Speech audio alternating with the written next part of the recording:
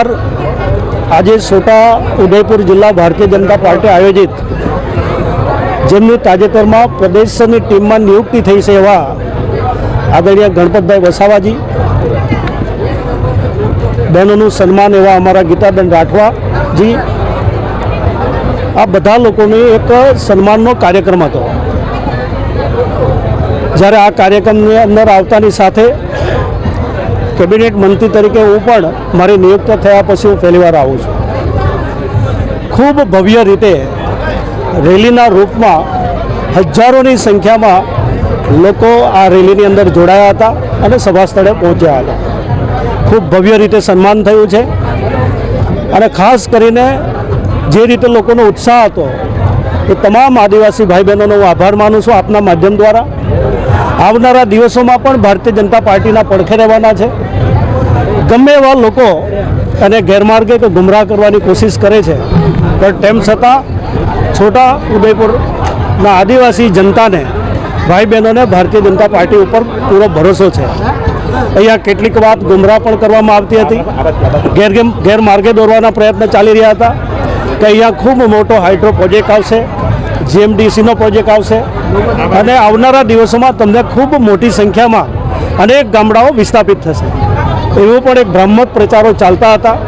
પણ આજે જ્યારે મેં સ્પષ્ટ રીતે એક સરકારના મંત્રી તરીકે બધા લોકોને ખાતરી આપી છે કે કોઈ એવો હાઇડ્રો પ્રોજેક્ટથી લઈને કોઈ એવા પ્રોજેક્ટ નથી બનવાના, કોઈ પણ એક વ્યક્તિને વિસ્થાપિત નથી કરવાના, પણ તેમ છતાં જે ગુમરાહ કરનારા લોકો છે એનાથી ચેતજો।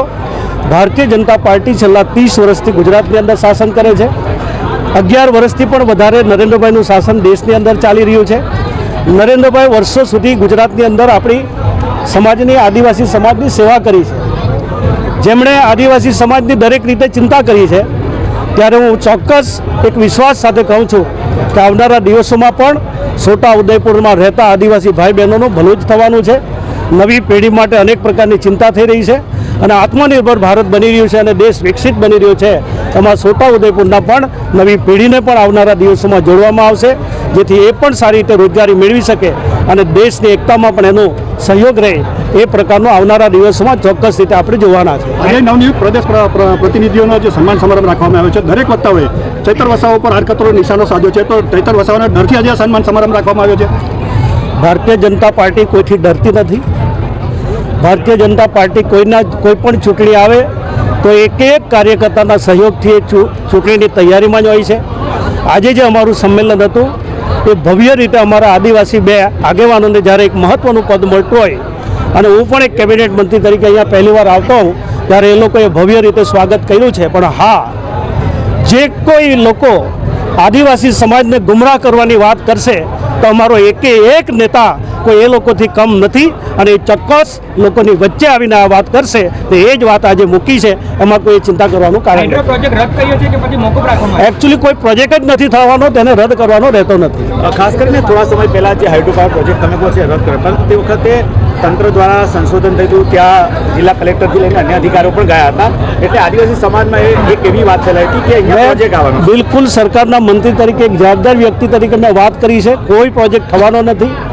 ખોટી રીતે ગુમરાહ કરી રહ્યા છે અને છોટા ઉદેપુરની જનતાને આપના માધ્યમ દ્વારા હું જણાવવા માગું છું કે કોઈએ એ લોકોની વાતમાં આવવાની નથી, કોઈ પણ પ્રકારના પ્રોજેક્ટ થવાના નથી અને એક પણ વ્યક્તિ વિસ્થાપિત થવાના નથી।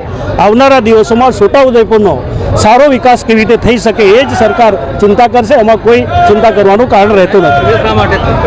સર્વે થયું હતું, એ સર્વે પણ કોઈ આધાર વિનાની વાત છે, એટલે કોઈ ચિંતા કરવાની કારણ નથી। તોરખેડા ગામે સરકારે કરોડો રૂપિયા ફાળવ્યા છે, પરંતુ વન વિભાગની મંજૂરી નથી મળતી અને કોન્ટ્રાક્ટરની સમય મર્યાદા પણ પૂર્ણ થઈ ગઈ છે, હજુ સુધી રોડનું કામ શરૂ નહીં થયું। શું કહેવું? એ ચોક્કસ રીતે મને મારા આગેવાનોએ કહ્યું છે, હું સોમવારે જેવો જઈશ તો આ કામને હાથ પર લઈ લઈશ।